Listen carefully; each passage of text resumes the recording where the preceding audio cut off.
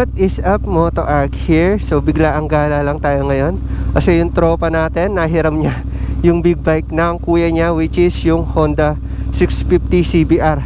So titingnan natin yung first impression natin doon kasi baka mag-swap-swap kami, magpahiraman, alam niyo na, 'di ba? At yun, kasama natin ngayon syempre ang ating 450 SR ng CF Moto. Ngayon ko lang ulit siya malalabas at sana hindi umulan at medyo makulimlim, may bagyo, lalo na naka-tail tide tayo, medyo malakas yung talamsik niya sa likod. So if ever man, maputikan tayo ng todo, no? So ito lang naman yung gears natin ngayon. Actually hinahanap ko yung bagong bili ko, hindi ko mahanap. So ito muna yung susot natin, yung galing sa Tiangge.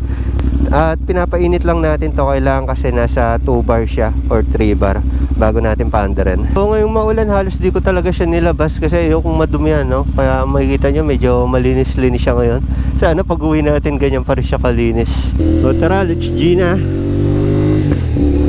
Ngayon lang ulit nakapag big bike, mukhang ulan talaga. Medyo excited ako ngayon, no? Kasi yung makikita nating motor is yung endgame na ng halos ng mga nagmo-motorbike, yung 650 CBR ng Honda. Kasi gamit siya kahit ng mga ilang sikat na vloggers, no? Kaya naman malaking experience kapag na-try natin siya. At ako rin, actually halos parang gusto ko na rin maging dream bike yun eh. Kasi yung nagustuhan ko sa kanya, e-clutch na siya. So parang napakadali na shifting. So try natin mamaya, tingnan natin. Ang hindi ko lang magawa dito sa big bike natin, no? Hirap si OBR umangkas. So gusto niya daw yung mga big bike na medyo flat yung likod. Tulad na lang nun ng 650, parang nakita kasi namin siya sa mall, parang medyo flat yung likuran. So if ever, okay siya kung may angkas. Kasi hirap naman na gusto niya sumama, hindi siya makasama dahil hindi siya makaupo, no? Though okay naman talaga yung big bike kapag mag-isa ka, pero may mga big bike kasi na okay rin talaga pang dalawahan, no? So yung meet up namin is yung sa Shell dito, malapit sa McDo. Sana nandyan na sila. Kanina pa daw ata sila nandyan eh. Late tayo. So ano lang siya, parang coffee ride, merienda ride, ano lang, get together ride lang na mabilisan. Biglaan nga lang to eh, kaninang umaga lang nag-chat. So kaya hindi na tayo nag-ready, bis lang. Hindi na nga tayo naligo eh. Sana nandito na sila. Ito, dito daw sa Shell eh. Ayun, nandito na nga sila ah. Dito ko na. Hey, angas. Eke pa todo eh.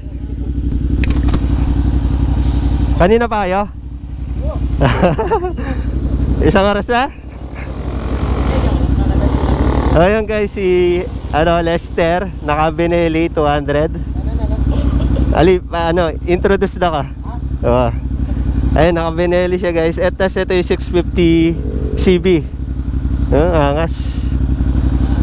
Tara, saan tayo? Dito ba na nakaupo? Di niya kaya, mataas daw. Di tulad dun, oh, ayun, oh, yun yung sinasabi ko, mababa siya. Ito, matarik eh. Kailangan na ganito? Oo. No, taas. Ito, mababa lang, oh, sakto siya. Si Ay, naangkas mo? Ayos, oh. Ganda.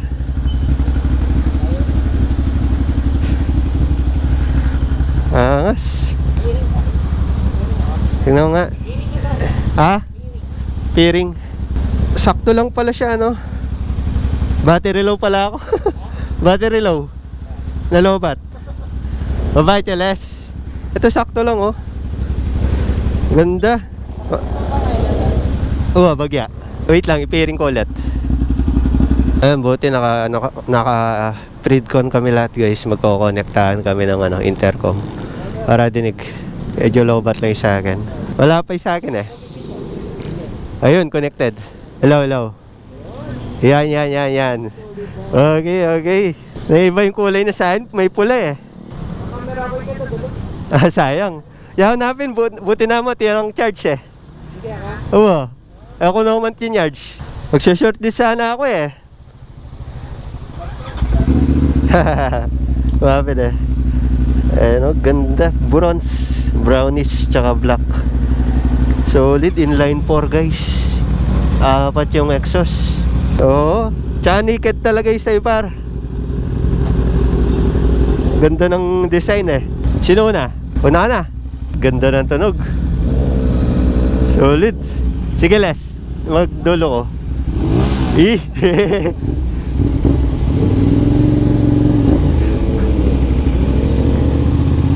Hey, mga naka-big bike na boy. Kaso at luta pa. Angas, nasisingit. Lakas na tunog na sa kaya.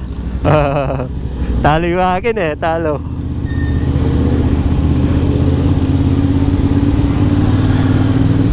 Ginawa yung off-road ah. Angas na tunog. Sarap na tunog na sa'yo. Tambutso niyan Chris, napalitan na no? Ganda na tunog. Iba talaga pag inline 4. Sarap na.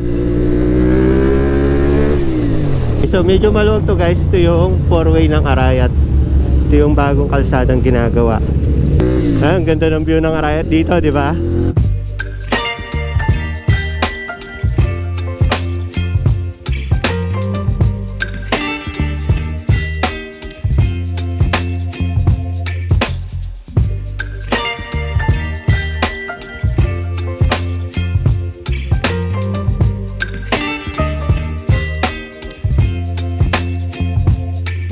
Baby, you give me ice and fire. You're giving me wind and rain. You're some kind of butterfly. Baby, you give me midnight. You whip up my appetite. Ayan guys, tambay lang kami dito sa 4-way Arayat. Ayun yung bundok oh. Ganda ng ulap niya. Ayun yung mga motor natin. Malinis pa yan ngayon, mamaya marumi na yan pag umulan. Ito yung 650. Ganda, laki ng radiator oh. Laki ng radiator niya. Pagmasdan lang natin mga pictures. Naka Nissin caliper siya guys. Itong Nissin okay naman yan eh. Maganda yung Nissin 4-pot, tiba yan. Tapos naka dual, ano pala siya, dual disc.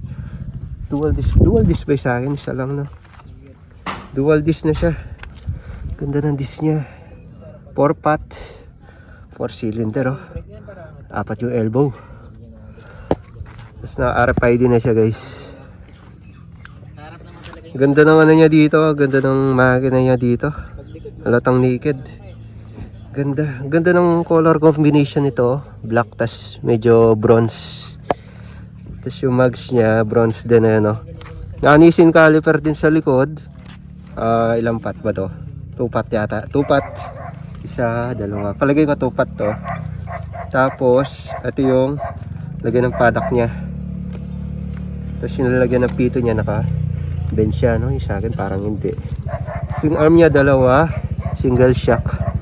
Naka SC project na pipe. Ganda ng pipe niya. Tapos yung upuan niya medyo mababa compared dun sa atin. Medyo mataas dito. Hindi mahirapan yung OBR dito. Yung tangke niya. Ilan yung tangke nito para ilang kasya? 14 yata. 40? 14. 14? Yata. 14 lang. So 14 liters capacity. Tangke niya. Pero lagi na rin. Mamaya tingnan natin dash. Fuel consumption mo? 15 to 20 yata. 15 to 20? 25. 25. Pwede na. Yung ano niya, signal light dito siya. Di sa atin dito eh. Dito siya ano. Dito siya, kabilaan. Ganda ng ilaw niya dito. Ito yung DRL niya guys. As ito yung ewan ko para saan to. Ganda ng detalye. Stock pa yan guys. Stock. Ayos, ganda. Road test natin guys. Swap ride. Tawag dito, nakaset na siya na e-clutch. Walang ibibigay yung clutch. Automatic na. Pag nag-clutch ka, magiging manual. Okay, ganun pala siya. So e-clutch to guys. Pag piniga mo yung clutch nang nakaset siya sa e-clutch, babalik siya sa pagka-clutch. Try natin. Ay, sa seat height niya, ang bigat. mas mabigat siya yung feel niya kumpara sa akin. Sa dash, ang ganda ang linaw. Linaw yung dash niya, kulay puti. Tapos, itim yung mga markings, mga sulat. Ano, mas visible siya pag ganito, no? Tapos, start natin, guys. Halimbawa, clutch ko ngayon, hindi pa mawawala. Ay, di pa naman. Yun. Ganda ng tunog. Kunin ko lang yung ano ko, camera.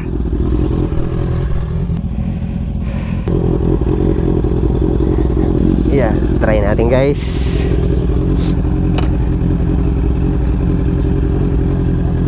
Halimbawa, primera, clutch. Okay. Ganon. Okay, okay. Try natin, guys, try natin.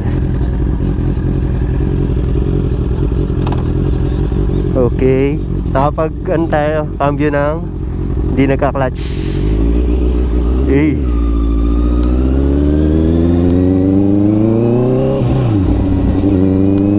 Mas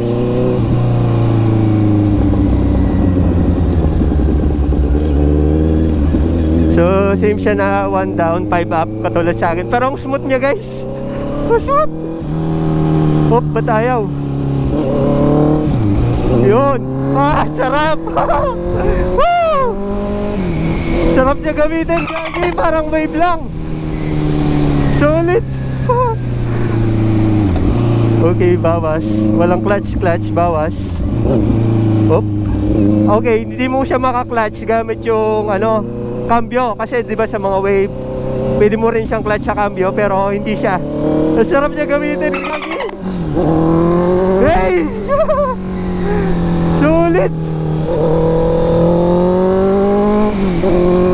Solid. Grabe yung tunog. Grabe. 5 6. Grabe yung tunog niya, solid. At saka yung response, ang nagustuhan ko, ang smooth. Ang smooth lang niya, grabe. Hindi ka mahihirapan mag-cambio, guys. Ang smooth lang. So, yun na lihis yung ano natin sa big bike na syempre pag malaking motor, mahirap gamitin. Pero ito napagaan. Hindi mo pa ginagamit yung clutch, guys, ha. Solid. Hindi siya gigil yung makina niya. Hindi gigil. Kalmado lang siya. Tas hindi siya mabibrate, no. Yun yung pakiramdam ko. Kalmado lang. Naka-primera tayo ngayon, ha. Ayun, no, makikita niyo primera. Pag neutral, angat. O yun, same lang sa akin. Primera tayo, walang clutch, ha. O, di ba? Pagkambyo. Galing. Okay, flyby tayo. Solid. Woo!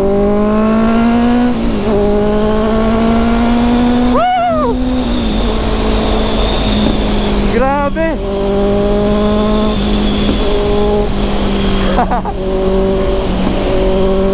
Sarap ng tunog. Grabe yung tunog niya, sarap.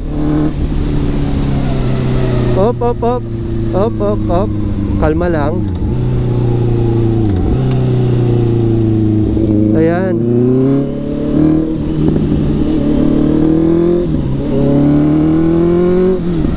Sarap niya gamitin, grabe. Ang gaan lang sa pakiramdam.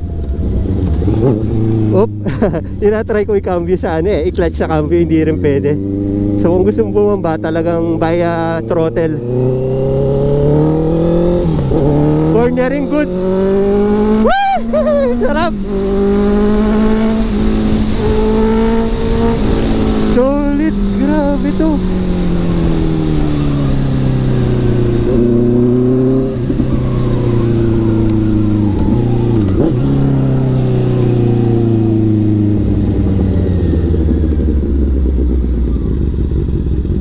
Solid.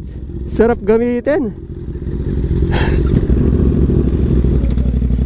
Medyo maninibago ka dyan, par. Naka ano pa, stand. Maninibago ka dyan kasi ano. Yun, naninibago na nga ako.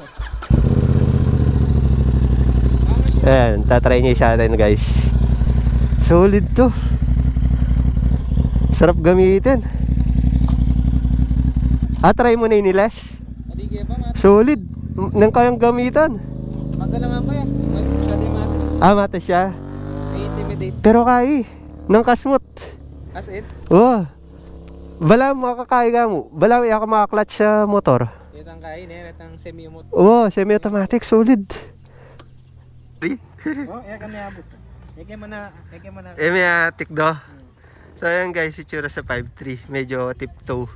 Kaya ako mo alas iikay mo ko nung nani-itsura ka ako.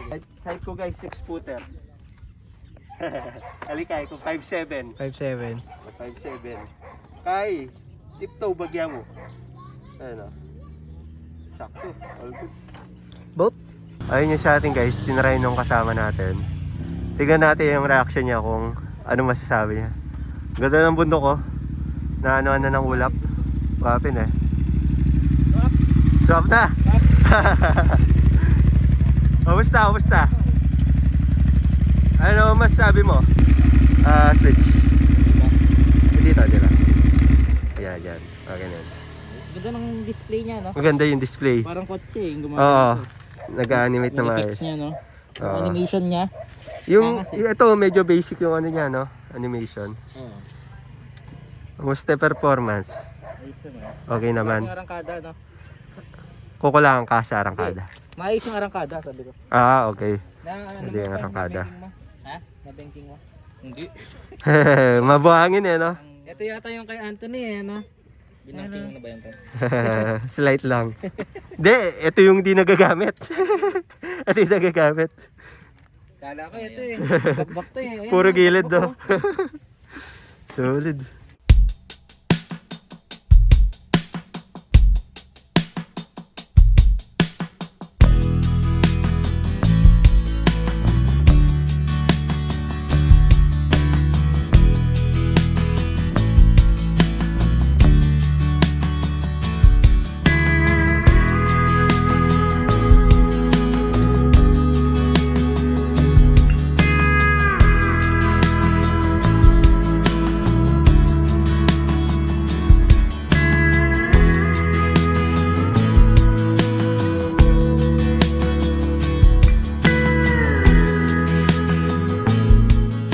Guys, lipat na kami ng spot. Nag-picture na tapos nag-try lang ng motor, nag-swap ng motor.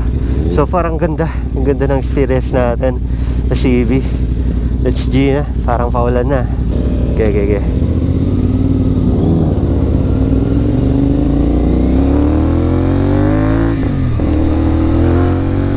Ganda ng bundok, oh. Maulap nga lang. Solid experience guys sa CB. Ang komportable niya kahit big bike siya. Wala nang clutch. Tapos yung upo natin, di tayo masyadong yuko. Doon naman talaga, marami namang big bike na hindi ka nakasubsob, pero naked sports bike siya. Tapos napaka-komportable ng niya, handling. Kumbaga ng pagmamaneho mo kahit malayo yung biyahe. Ayos. Tapos may siya, pwede mong palitan into clutch na kung gusto mo na mag-clutch, di ba? Kung mas sanay ka doon, tulad ng ako, gusto kong bumomba. Hindi ko mabomba kasi magta-turn siya na hindi na i-clutch kapag pinindot ko yung clutch niya. So, ilang muna para sa video na ito. The more click, the more you know. First impression ride sa Honda 650 CBR. Tama ba? Bye-bye.